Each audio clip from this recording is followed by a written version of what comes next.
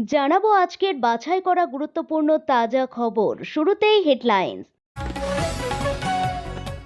জোর ধাক্কা শুভেন্দুর, নবান্নের সামনে ধর্নায় অনুমতি দিল না হাইকোর্টের ডিভিশন বেঞ্চ।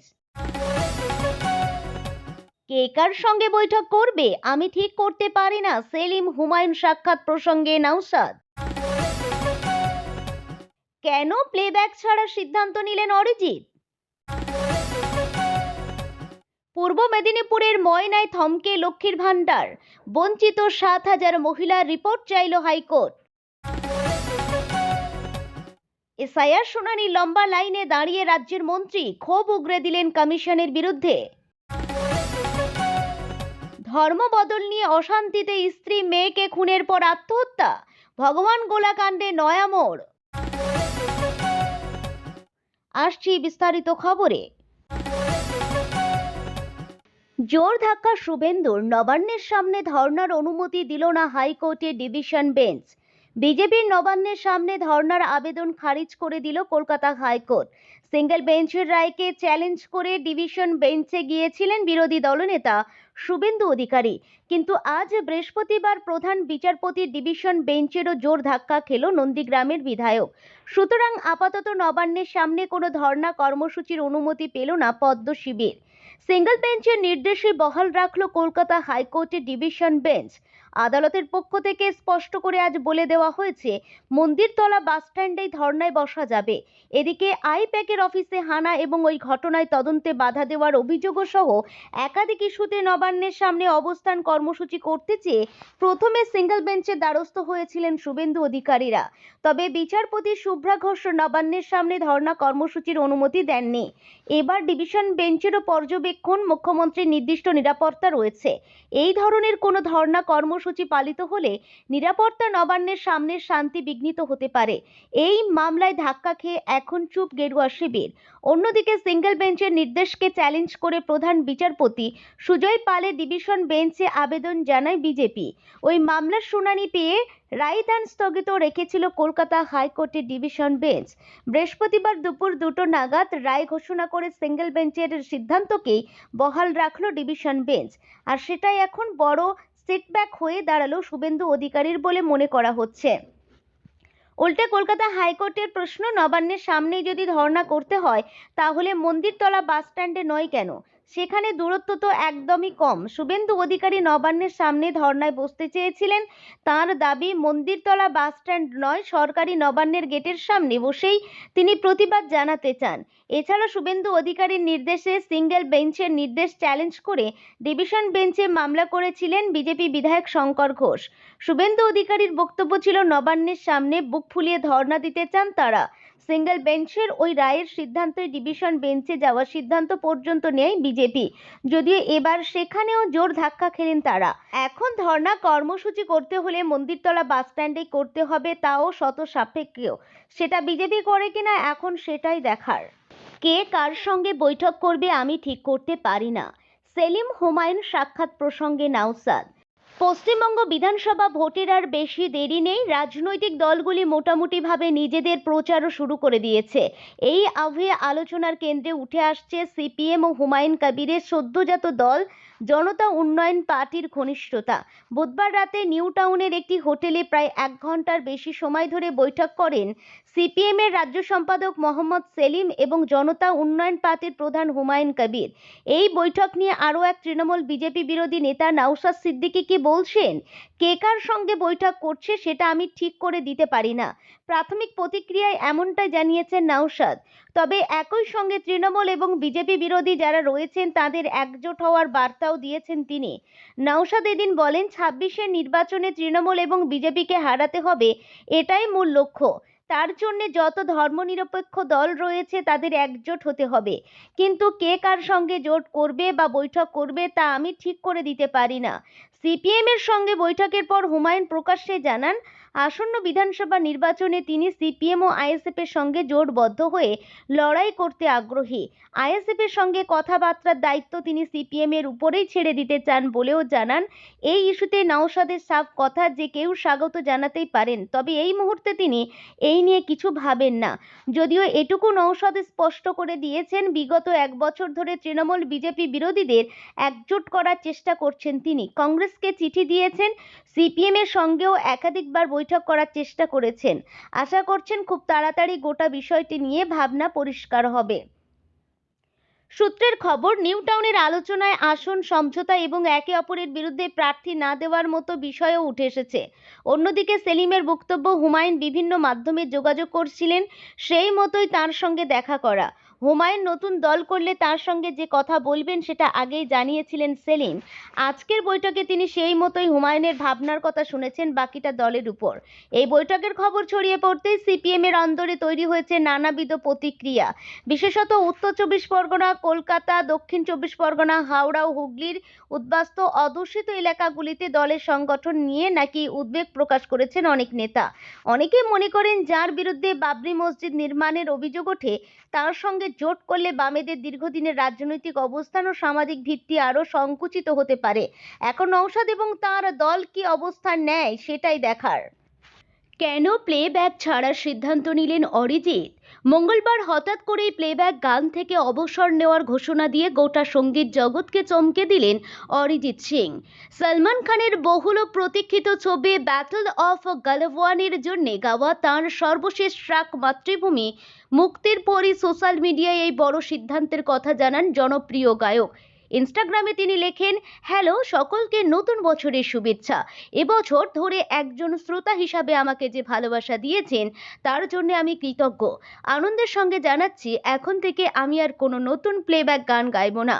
যাত্রাটা ছিল অসাধারণ, তবে তিনি স্পষ্ট করে দেন সঙ্গীত থেকে তিনি সরে দাঁড়াচ্ছেন না, বরং ধ্রুপদী গান ও লাইভ কনসার্টে আরও মনোযোগী হতে চান।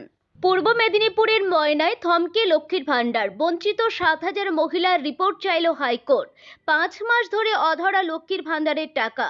পূর্ব মেদিনীপুরের ময়নার বাগচা গ্রাম পঞ্চায়েত এলাকায় প্রায় 7,000 মহিলা কেন এখনো প্রকল্পের অর্থ পেলেন না, সেই প্রশ্নে এবার রাজ্যের জবাবদিহি চাইল কলকাতা হাইকোর্ট।